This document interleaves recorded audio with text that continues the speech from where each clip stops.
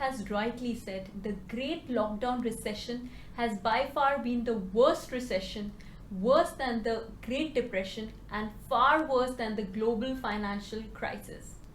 Hello, my name is Vidhi Kalra and welcome to my channel 5-Minute Economics, where I teach economic concepts in a span of just 5 minutes.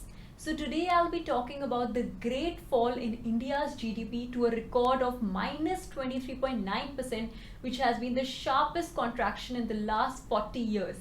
I'll be talking about the current situation, what led to this great fall, what has the government been doing, and what does the future behold.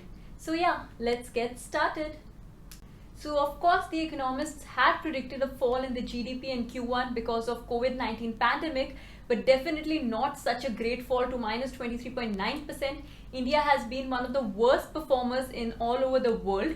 So before continuing, let me show you the current situation with some few stats which I have taken from MOSPI, which is the Ministry of Statistics and Program Implementation of where does our economy lie.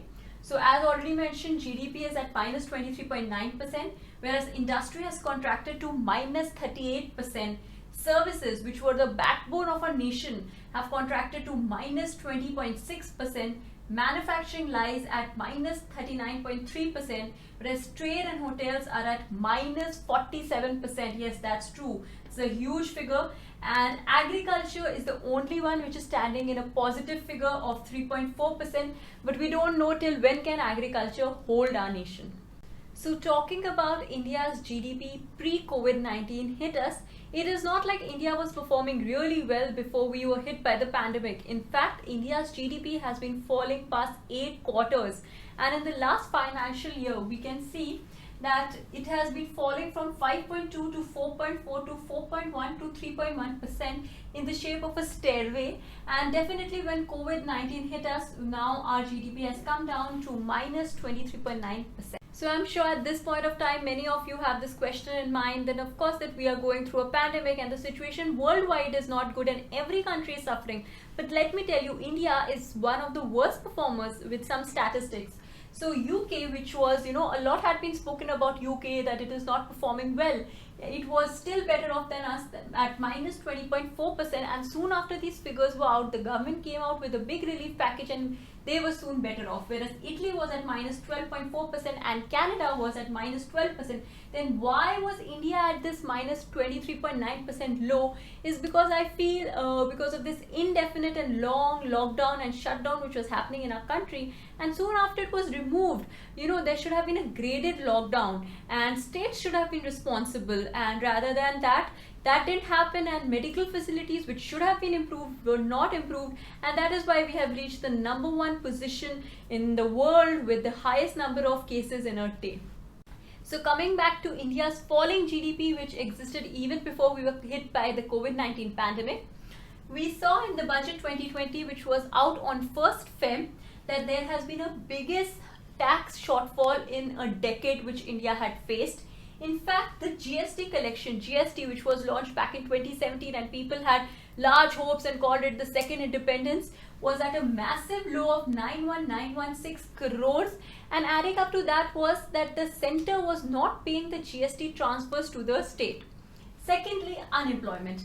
Back in 2019 only, NSSO, which doesn't exist anymore, had stated that India has faced a 45-year high unemployment. That is, in 45 years we have faced the highest unemployment back in 2019, and because there is no employment, there is no manufacturing. No manufacturing, the economy will obviously hit a low. And next was agricultural economy was hitting a low. Farmers' income was at a 14-year low back in October-December period 2018, and adding up to that was 11 million jobs were lost in rural economy back in 2018. So all these situations existed in our country even before we were hit by COVID-19. So moving ahead to what has the government been doing, coming to the fiscal side. So looking at the fiscal deficit targets which were out a little earlier, the government has exhausted more than 100% of its fiscal deficits, and I'm not sure if there is more room to borrow and to stimulate the economy.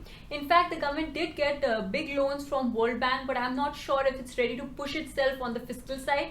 Coming to the monetary side, of course, RBI has done certain changes and has been doing well, in fact, with reduction of repo rates and CRR. So I would say the monetary side definitely has the foot on the pedal, but it is the fiscal side which needs to buck up.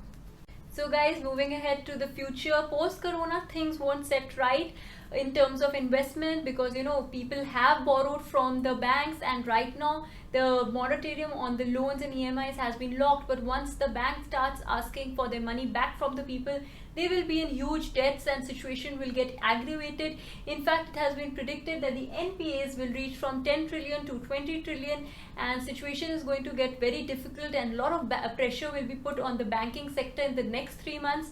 Also, I would like to say that since we are topping the list in the number of cases, not much can be done till the pandemic is over, and we have to get a grip over this pandemic first, and only then can we talk more about the relief and the recovery of the economy.